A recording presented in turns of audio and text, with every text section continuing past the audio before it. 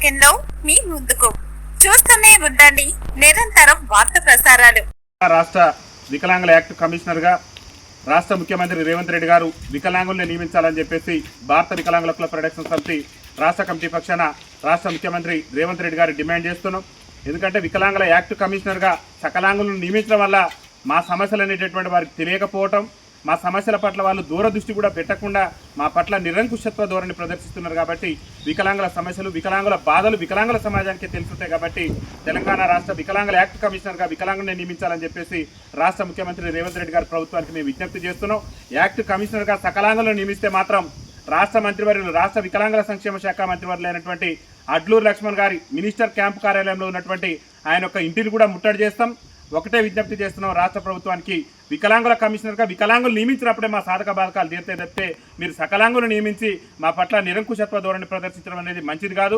ఇప్పటికే రాష్ట్ర ముఖ్యమంత్రి గారు పింఛన్లు పెంచుతామని చెప్పేసి, ఆర్టీసీలు ఉచిత ప్రయాణం ఇస్తామని చెప్పేసి, రాష్ట్రంలో వికలాంగుల బ్యాక్లాగ్ ఉద్యోగాలు భర్తీ చేస్తామని చెప్పేసి, వికలాంగుల సంక్షేమ శాఖను ప్రత్యేక శాఖగా గుర్తిస్తామని చెప్పేసి, వికలాంగుల కోసం ప్రత్యేకమైనటువంటి బడ్జెట్ను పెడతామని చెప్పేసి, స్థానిక సంస్థల ఎన్నికల్లో వికలాంగులకు రిజర్వేషన్ కల్పిస్తామని చెప్పేసి కాంగ్రెస్ పార్టీ ఎన్నికల మేనిఫెస్టోలో చెప్పి దాదాపు వికలాంగుల ఓట్లతో గద్దెనెక్కి 2.5 ఏళ్ళు పూర్తయిన ఒక్క హామీని కూడా ఈ సకలాంగుడైనటువంటి రాష్ట్ర ముఖ్యమంత్రి రేవంత్ రెడ్డి గారు ఒక్క హామీ కూడా నెరవేర్చకుండా వికలాంగులకు సంబంధించిన సమాజం పట్ల నిరంకుశత్వ ధోరణి ప్రదర్శిస్తున్నారు. కాబట్టి రాష్ట్ర ముఖ్యమంత్రి గారికి మేము ఒకటే విజ్ఞప్తి చేస్తున్నాం, రాష్ట్ర వికలాంగుల కమిషనర్గా వికలాంగుని కనుక నియమించుకుంటే నీ ప్రభుత్వం మీద దండయాత్ర చేస్తాం. అడ్లూరు లక్ష్మణ్ గారికి కూడా విజ్ఞప్తి చేస్తున్నాం, వికలాంగుల కమిషనర్గా వికలాంగునే నియమించాలి.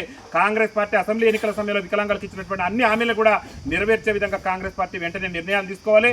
ముఖ్యంగా ఏదైతే రేపు హైదరాబాద్ కేంద్రంగా జరగబోయేటటువంటి గ్రేటర్ హైదరాబాద్ ఎన్నికల్లో కూడా మా వికలాంగులకు ప్రత్యేక రాజకీయ రిజర్వేషన్ కల్పించిన తర్వాతనే గ్రేటర్ హైదరాబాద్ ఎన్నికలు నిర్వహించాలని చెప్పేసి రాష్ట్ర ముఖ్యమంత్రి రేవంత్ రెడ్డి గారికి విజ్ఞప్తి చేస్తూ, మా సమస్యలు పరిష్కరించకుండా మా వికలాంగుల కమిషనర్గా మాత్రం సకలాంగులు నియమిస్తే మాత్రం సహించేది లేదు.